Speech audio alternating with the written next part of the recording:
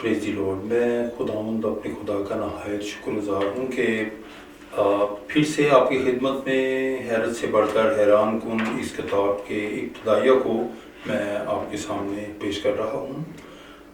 میرے دوست جنہوں نے یہ کتاب لکھی ہے ریورنڈ بلیک ویسٹرن، انہوں نے اس کتاب کا ابتدائیہ بھی تحریر کیا ہے. تاریخ میں کچھ نہایت متاثر کن شخصیات گزری ہیں جنہوں نے جو کام کیے وہ بڑے حیرت انگیز کارناموں کے طور پر مشہور ہوئے، کہ کچھ نے تو ملکوں کی تقدیر بدل دی، اور ان سب میں تو کچھ ایسے غیر معمولی اوصاف کے حامل تھے جنہوں نے موسیقی کی تعلیم اور ادب میں دنیا بھر میں اثر و رسوخ اور نام کمایا.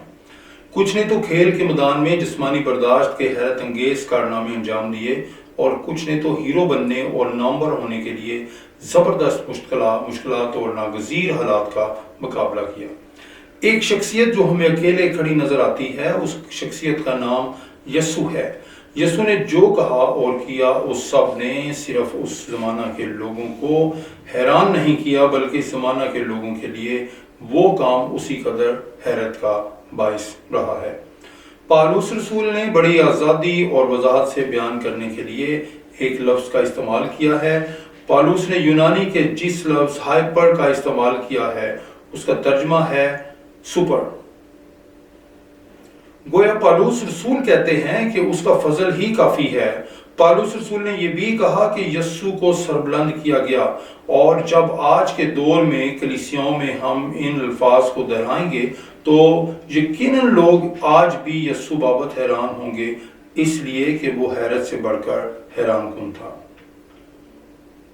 مرکز کی انجیل میں یہ خیال بڑے واضح طور پر نظر آتا ہے کہ جب یسوع نے ایک 12 برس کی مردہ لڑکی کو زندہ کیا تو لوگوں نے اس واقعے پر اس طرح رد عمل ظاہر کیا کہ اس پر لوگ بڑے حیران ہوئے.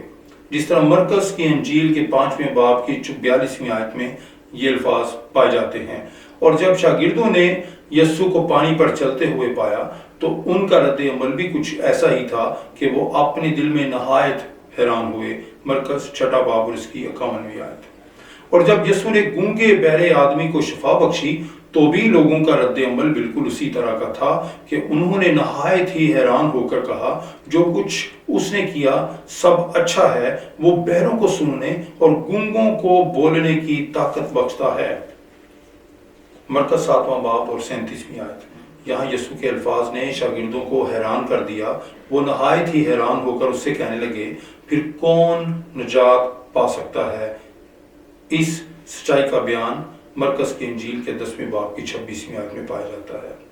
ویسٹر ڈکشنری لفظ حیرت یا حیران کن کی اس طرح وضاحت کرتی ہے کہ زبردست حیرت. ایک آن لائن ڈکشنری بیان کرتی ہے کہ جیسے اظہار اور تاثرات کے ذریعے معنی اور الفاظ کو بیان کیا جا سکتا ہے، جیسے کسی کی سانس لے لی جائے، روک لی جائے، ریڑھ کی ہڈی چھو لی جائے، بغیر سنے حیرت زدہ، ہمت ہارنا، پنجہ ڈھیلا کرنا، مات کھانا، بہت تھک جانا، دل کو چھو جانا، غیر معمولی اور ناقابل یقین، غالب حد تک.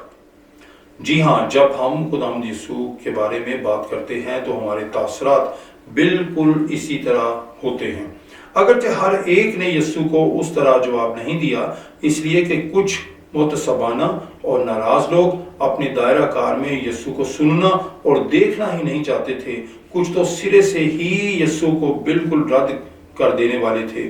وہ اپنے کام کاج اور کاروباری زندگی میں مگن تھے اور خوش رہنے کے لیے کئی طرح کی مصروفیات کا حصہ بھی تھے. کئی اداروں نے تو یسوع کا مذاق بھی اڑایا اور یسوع پر طنز کیے. انہوں نے یسوع سے سنی جانے والی بات کو سنا انسنا کر دیا. انہوں نے یسوع کو دیکھا لیکن نظر انداز کر دیا، اس لیے کہ وہ اپنے گناہوں کے سبب اندھے اور بہرے تھے. پر اب تو وہ ہنسیں گے اور ان کے قریب آئیں گے اور وہ حیران ہوں گے اور نہایت حیران ہوں گے. اس کتاب کی ان صفحات پر ہم خداوند یسوع کے کلام کی بدولت انجام دی جانے والی حیرت انگیز باتوں کا بیان کریں گے. ایسی باتیں جو آج بھی اسی قدر حیران کن ہیں کہ جب ہم انتہائی حیرت انگیز یسوع کے ساتھ چلتے ہیں تو ہمیں حیرت انگیز چیزوں اور باتوں کی توقع اور حیران کن باتوں کا تجربہ ہوگا.